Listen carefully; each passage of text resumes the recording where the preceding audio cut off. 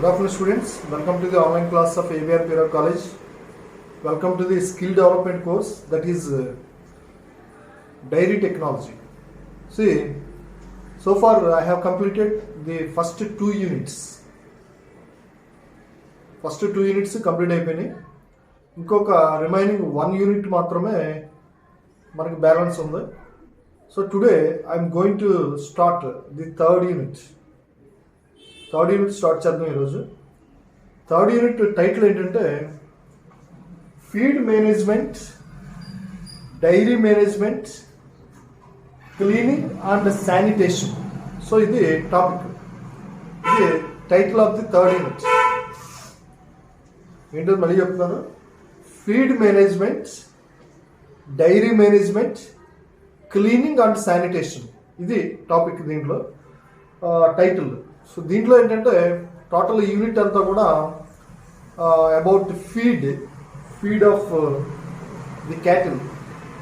అంటే క్యాటిల్కి ఏ రకమైన ఫీడ్ పెట్టాలి, food A type of food పెట్టాలి, ఆ ఫుడ్లో ఏమేమి ఇంగ్రీడియంట్స్ ఉండాలి, తర్వాత నెక్స్ట్ డైరీ మేనేజ్మెంట్ అంటే ఏంటి, తర్వాత క్లీనింగ్, డైరీ ఫార్మ్ అనేటువంటి దాన్ని ఎలా క్లీనింగ్ చేసుకోవాలి, నెక్స్ట్ శానిటేషన్ ఎలా చేయాలి, అలాగే వైట్ రెవల్యూషన్ అంటే ఏంటి, లేదా ఆపరేషన్ ఫ్లడ్ అంటే ఏంటి. సో ఇవన్నీ టాపిక్స్ దీంట్లో. సో ఈరోజు ఫస్ట్ టాపిక్ ఏంటంటే థర్డ్ యూనిట్లో బేసిక్ ప్రిన్సిపల్స్ ఆఫ్ ఫీడ్. ఇది ఫస్ట్ టాపిక్ దీంట్లో.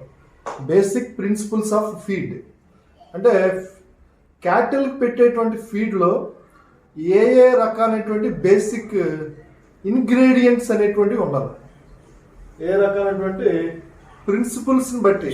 So what are the principles in the giving feed to the క్యాటిల్కి ఏ రకమైన ఫీడ్ అనేటువంటిది ఇస్తే అవి హెల్తీగా గ్రోత్ అవుతాయి. ఆ ఫీడ్లో ఏ రకాలైనటువంటి ఇంగ్రీడియంట్స్ అనేటువంటివి ఉండాలి.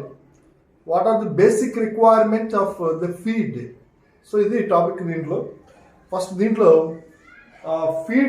Feeds are important to animals and it contains energy, next water, vitamins, minerals, fibre etcetera.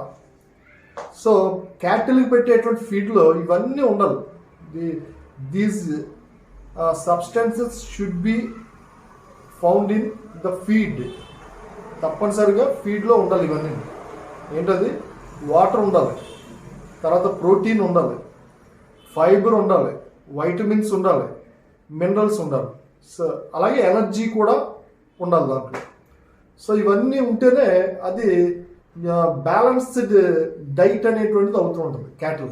So మనం అలాగైతే బ్యాలెన్స్డ్ డైట్ అనేటువంటిది తీసుకుంటాము, అలాగే క్యాటిల్ కూడా బ్యాలెన్స్డ్ డైట్ అనేటువంటిది ఇవ్వాలి తప్పనిసరిగా.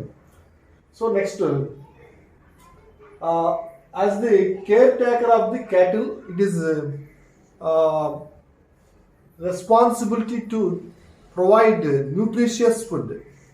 అంటే ఎవరైతే క్యాటిల్ కేర్ టేకర్ ఉంటారో, క్యాటిల్ చూసేటువంటి ఎవరైతే వర్కర్స్ ఉంటారో, అలాగే ఎవరైతే ఎవరైతే డైరీ ఫామ్ మేనేజ్ చేసేటువంటి మేనేజర్ ఎవరైతే ఉంటాడో, లేదా ఓనర్ ఎవరైతే ఉంటారో, వాళ్ళ యొక్క మెయిన్ ఇంపార్టెంట్ థింగ్ ఏంటంటే they have to provide the nutritious food. మంచి పోషకాహారం అనేటువంటి పెట్టాలి. Because everything it depends on the feed, quality of milk, early growth of the body. So these are all important factors of cattle. When we provide all these ingredients of the food, then only all these things may be possible. ఇవన్నీ కూడా ఎప్పుడు possible అవుతుందంటే మనం పెట్టేటువంటి food వల్లే possible అవుతుంది. So అందుకనే ఆ ఫుడ్ అనేటువంటిది తప్పనిసరిగా మంచి ఫుడ్ అనేటువంటిది అవ్వాలి తప్పనిసరిగా దాంట్లో. సో దీంట్లో మెయిన్గా మనకి చూస్తే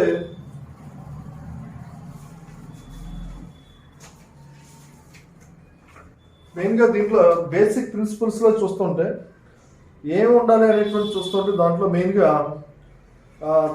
దీంట్లో చూడండి చార్ట్ వేస్తాను. ప్రిన్సిపల్స్ ఆఫ్ డైరీ న్యూట్రిషన్ అంటే ఏ ప్రిన్సిపల్స్ ఉండాలి, ఏ ఇంగ్రీడియంట్స్ ఉండాలి అనేది చూస్తే మెయిన్గా న్యూట్రియంట్స్ ఫర్ ప్రొడక్షన్, మిల్క్ ప్రొడక్షన్కి న్యూట్రిషన్ ఉండాలి.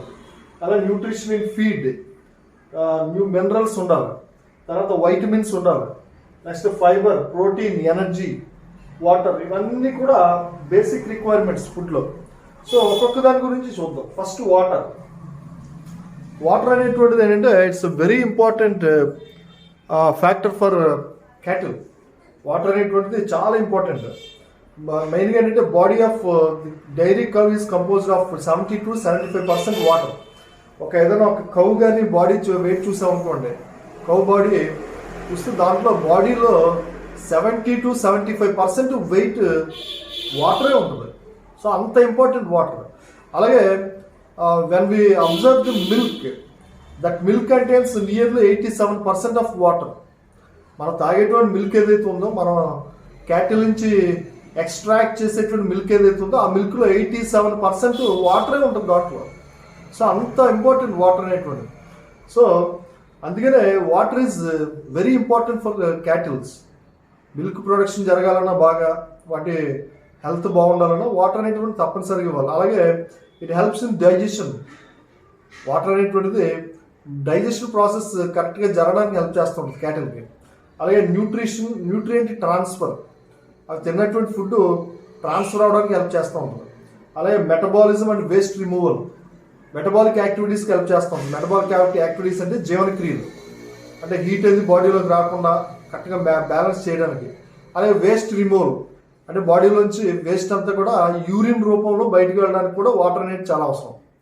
Next, an abundant, continuous and clean surface source of drinking water should be arranged to the dairy cows. అంటే ఆ డైరీ కౌస్కి, క్యాటిల్కి పెట్టేటువంటి వాటర్ ఎలా ఉండాలంటే it should be clean, should be hygiene, మంచి పరిశుభ్రమైనటువంటి నీరు అనేటువంటిది ఇవ్వాలి వాటికి. అప్పుడే హెల్త్ అనేటువంటిది బాగుంటుంది. సో అది. Second, energy. ఎనర్జీ అనేటువంటిది తప్పనిసరిగా మనం పెట్టేటువంటి ఫుడ్ ద్వారా ఎనర్జీ అనేటువంటిది వాటికి డెవలప్ అవుతూ ఉంటుంది. So energy is very important for these cattle because off to perform all activities. అనేక రకాలైనటువంటి పనులు చేసుకోవడానికి ఎనర్జీ కావాలి మనకి. వాక్, నడవడానికి, క్యాటిల్ నడవాలి లేదా పరిగెత్తాలంటే ఎనర్జీ కావాలి మనకి. అలాగే గ్రేజింగ్ అంటే ఏంటి? మేత మేయడం, గడ్డి నది తినడానికి, మనం పెట్టిన మేత తినాలంటే ఎనర్జీ కావాలి మనకి. అలాగే బ్రీత్, శ్వాసక్రియ జరుపుకోవాలంటే దానికి ఎనర్జీ కావాలి. అలాగే లాక్టేట్, మిల్క్ ఇవ్వాలంటే ఎనర్జీ కావాలి దానికి. అండ్ మెయింటైనింగ్ ఏ ప్రెగ్నెన్సీ అనేటువంటిది మెయింటైన్ అవ్వాలంటే దానికి ఎనర్జీ కావాలి. సో ఇవన్నీ కూడా మిల్క్ అనేటువంటిది తప్పనిసరిగా ఏంటంటే మనకి ఎనర్జీ ఎంత అలాగైతే ఇస్తుందో, అలాగే మనం పెట్టేటువంటి ఫుడ్ ఏదైతే ఉందో అదే సోర్స్ దానికి ఎనర్జీ క్యాటిల్కి. అందుకనే మంచి ఎనర్జీ ఇచ్చేటువంటి రిచ్ ఎనర్జీ ఫుడ్ అనేటువంటి తప్పనిసరిగా ఇవ్వాలి. నెక్స్ట్, థర్డ్, ప్రోటీన్ అనేటువంటిది it's a material that builds requires bodies enzymes and hormones. ఏవైతే మన క్యాటిల్ యొక్క బాడీలో ప్రొడ్యూస్ అయ్యేటువంటి ఎంజైమ్స్ అవ్వచ్చు, అలాగే హార్మోన్స్ అవ్వచ్చు, ఇవన్నీ కూడా ఎక్కడి నుంచి తయారవుతాయంటే ప్రోటీన్స్ నుంచి తయారవుతాయి. అందుకనే ఆ ప్రోటీన్ ఫుడ్ అనేటువంటి తప్పనిసరిగా ఉండాలి ఫుడ్లో. మనం పెట్టేటువంటి, మనం సప్లై చేసేటువంటి ఫుడ్లో తప్పనిసరిగా ప్రోటీన్స్ ఉండాలి. అలాగే protein also helps in body building. తప్పనిసరిగా బాడీ బిల్డింగ్ అవ్వడానికి తప్పనిసరిగా ప్రోటీన్స్ కావాలి. అలాగే ప్రెగ్నెన్సీ టైంలో ప్రోటీన్స్ కావాలి ఎక్కువ, మెయిన్ ఇది. అలాగే protein food is very important for milk production. మనం పెట్టేటువంటి ఫుడ్లో ప్రోటీన్ ఉంటేనే ఆ క్యాటిల్ నుంచి మిల్క్ అనేటువంటి దాన్ని మనం ఎక్కువగా సంపాదించుకోవడానికి అవకాశం ఉంటుంది. మనం పెట్టే ఫుడ్లో ప్రోటీన్ లేదనుకోండి, ప్రోటీన్ లేకపోతే we cannot get large amount of milk from the cattle నుంచి ఎక్కువ మిల్క్ని మనం సంపాదించుకోలేం. సో అందుకనే ప్రోటీన్ ఫుడ్ అనేటువంటిది బాగుండాలి. నెక్స్ట్, ఫోర్త్, ఫైబర్ అనేది కూడా చాలా ముఖ్యమైనటువంటి అంశం కింద చెప్పుకోవచ్చు దీంట్లో. ఎందుకంటే ఫుడ్లో తప్పనిసరిగా ఫైబర్ ఉండాలి. ఫైబర్ కాంటెంట్ అనేటువంటిది తప్పనిసరిగా ఉండాలి.